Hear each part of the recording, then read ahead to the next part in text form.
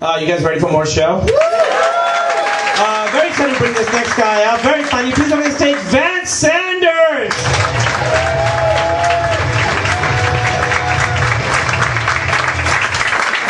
Let's hear for Kamal, everybody. Let's hear for the Guardian, everybody. We're having a school night, guys. What the hell? Good God. So, thanks for coming tonight.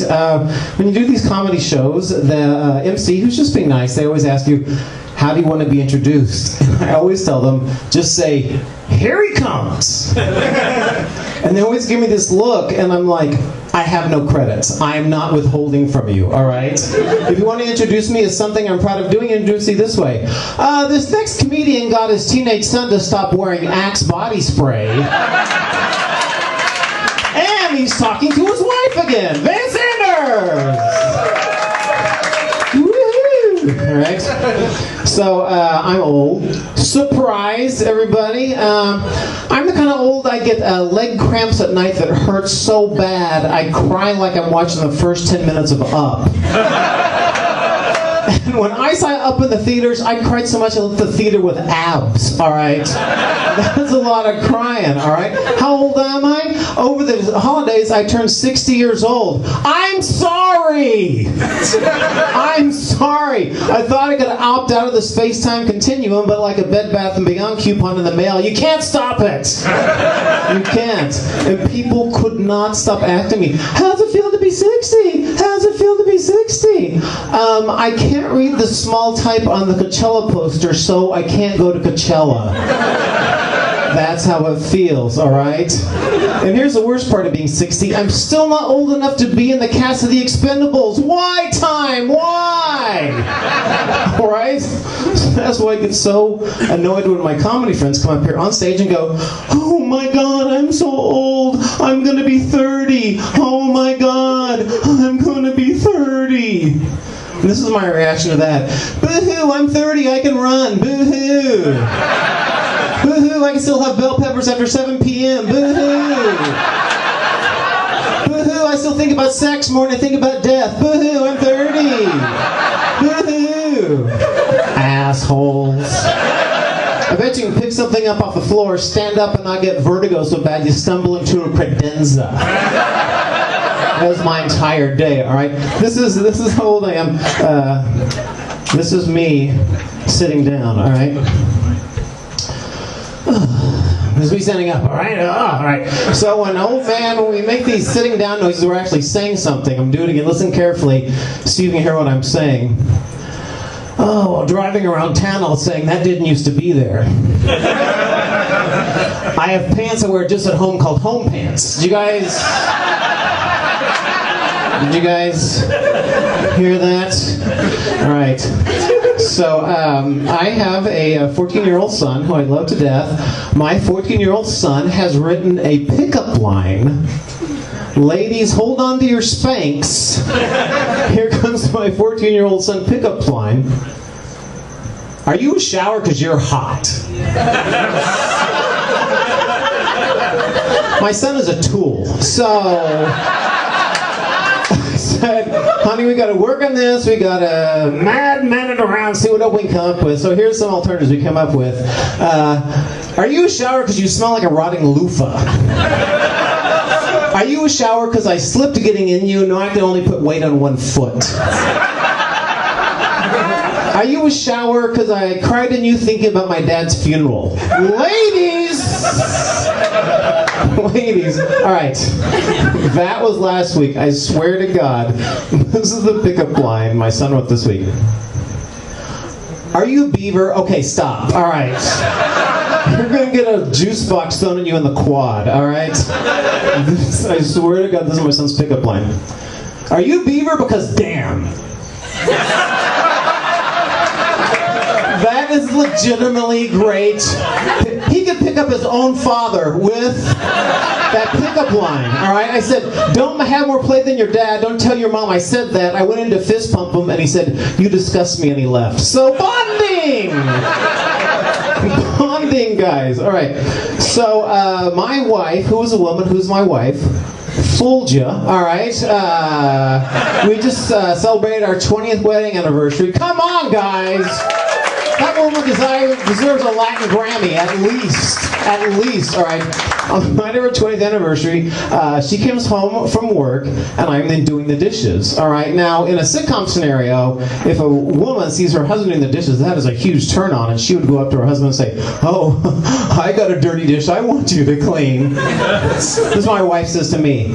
"You're using the wrong sponge." There is nothing less dramatic than throwing a wet sponge. Nothing. I just threw flaccid rage. Did you see that? Flaccid rage. I just did something and didn't do something at the same time, all right? Is the emotional equivalent of being on LinkedIn. Do you get it? Right? Do you get it? I said, "Oh my God, you can tell what sponge I'm using?" And she said, "Yes, I can tell exactly what sponge you're using." I'm like, wow. After 20 years, I'm still learning new things about this woman because I did not know my wife has sponge Shazam. I did not know that. And it kind of turned me on. I'm like, "Well, I'm going to wash your dirty plate." She's like, "What the hell?" And I said, "We're in a crazy sitcom."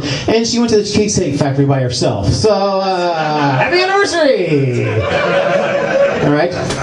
So my daughter, who was in high school, she had to do an extra credit report. So we went to the Museum of Tolerance, ladies and gentlemen, the unhappiest place on earth.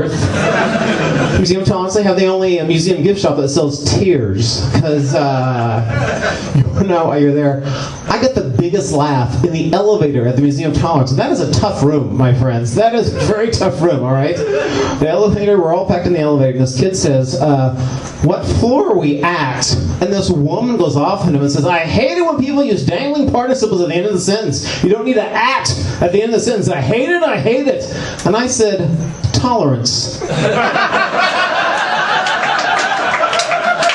Huge laugh, guys. I could have got on booking in the next elevator because I did so well in that elevator. All right? So everybody leaves, and it's just this woman and me in the elevator. And she goes, "Don't you just hate the English majors?" I'm like, "That is a Holocaust we can all get behind." All right. Linguistic and Frank. All right. There's your train. So where was I going after that? I'm having a still Alice moment. All right. So we had a middle-aged Halloween party this year, guys. A middle-aged Halloween party. That is the bunch of people standing around talking about the last time they fell. And before the party, we were all talking about our costumes, and I said, "I think I'm going to go as the Ebola czar." And another mom says, "Oh, I'm going to go as Ebola. I'll be your partner." And then my wife pops in with, "I'll be his partner." Ladies were fighting over me. Oh my God, that is a first. Ladies were fighting over me. The guy who wants to open a discount prosthetic store so I can say, "Well, an arm and a leg doesn't cost an arm and a leg." This guy. This guy. And this is my response to both of them. "I haven't decided who my partner will be yet." I'm such a bad boy. I'm such a bad boy. I'm going to stop sending thank you notes and asking my wife, "How was this week's castle?" Because I'm a bad boy, guys. Such a bad boy. All right. So I do. Anybody here do P90X? High five. Tony Horton's in the room. All right. I have done P90X every day for 4 years. Yet at all times, I look like I just ate a sheet cake. At all times. Why is that? Here's a little insight to that. Here's an impression of me. I'm doing an impression of myself. Very difficult, I know. Here's an impression of me if there just happens to be a pie in my house. Oh, no. Don't cut me a whole piece of pie. I can't eat that. Just give me a fork. Just give me a fork and I just want a little taste. Give me a fork, I just want a little taste of the pie. Fuck, I ate a pie. Fuck! I ate an entire pie. I was tricked into eating this pie, you with your exposed filling and your flaky crust. You wanted me to eat you, whore pie. Slut shame on the pie, ladies and gentlemen. That's what I do. And I did that joke in Burbank, not to make you feel less than, all right? This guy from the audience yells back at me, "You tell that pie!" Perhaps I'm not as bad off as I thought. All right. So I'll leave you with this. I was exercise news and walking in South Pasadena where I live, and this car full of teenage boys goes screaming by me, and one of them leans out the window and yells at me, "I'm gonna come all over your face!" I know! I was shocked too. I'm like, wow, I still got it. That is my time. Thank you very much, ladies and gentlemen. Thank you. Thank you.